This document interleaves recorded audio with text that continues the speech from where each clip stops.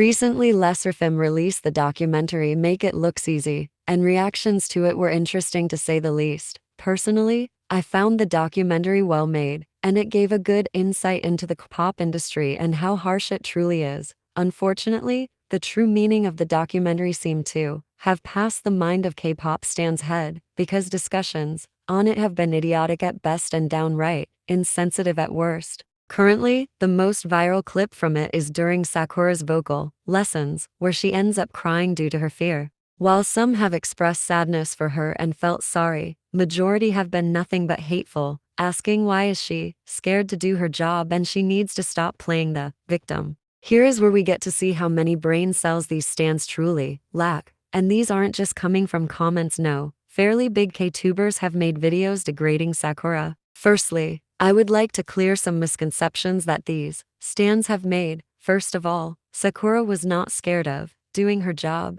She was scared of all the harassment that would come her way, regardless of whether she did good or not. Secondly, she is not playing the victim. She is the goddamn victim to unrelentless amounts of bullying and harassment online, lots of it being violent. What is ironic is that these people are doing exactly what they are blaming her of doing. They are acting hurt and outraged over Sakura showing emotions and having a moment of weakness. It's clear that from the responses from fans that these people clearly did not watch the documentary, and rather jumped on the bandwagon of hate that is happening. There are other clips of Sakura singing, where she is completely fine. It's clear that she wasn't crying for sympathy or lack of effort, rather, she just had a moment of weakness. These reactions also show the hypocrisy of K-pop stans. In the past, majority of K-pop stans have complained that idols do not show themselves in their personalities, but now that one has, they are immediately blamed and ridiculed.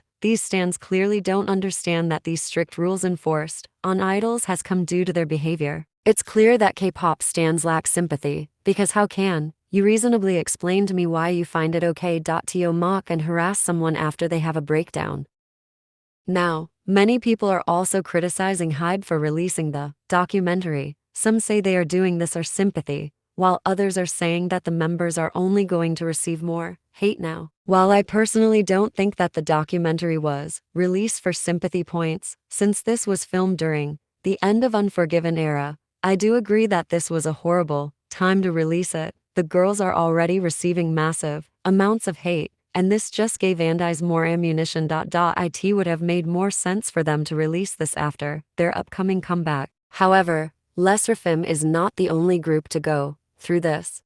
HYBE's newly debuted girl group Illit has also been receiving massive amounts of hate. This has especially been targeted towards member Wonhee, as many believe she does not deserve to be in the final lineup. One of the reasons she has received immense amounts of backlash is due to her recent leg injury. Many antis, majority of those being fans of New Jeans, accused her of faking the injury and copying member Hyun, who also had a foot-related injury at the same time, in order to gain more attention and sympathy. This is another example of K-pop stans showing no sympathy, because why the hell would you accuse a 16-year-old of faking an injury without any proof? And no, Wonhee holding a crutch the wrong way one time is not proof of anything. It just shows she's never had an injury like this. Unfortunately, both groups are attacked for practically anything they do, and they also aren't the only ones to go through this. And they aren't going to be the last. Now, we need to ask the real question: why do K-pop stans lack so much sympathy?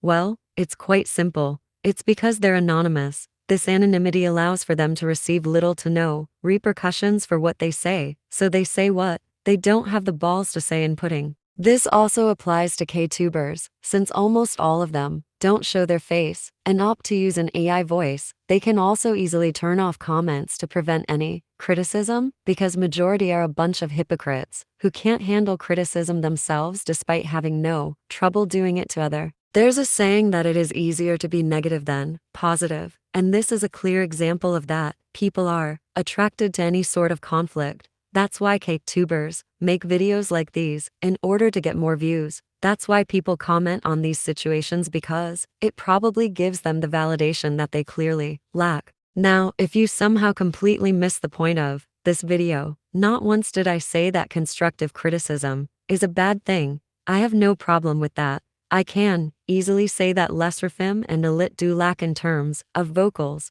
I have even criticized some of my favorite groups. But what I do have a problem is with hate disguised as criticism. The criticism stopped a long time ago. It's no longer about singing. It is just pure hate. Constructive criticism is when you point out the weakness and suggest ways of improving it. Calling someone talentless and mocking them is not that. I understand that K-pop stans aren't the smartest, but that's on me for having any hope for them. Hating on these idols is not going to help. If anything, it will only make the situation worse. So please, don't be stupid. Anyways, thank you so much for watching.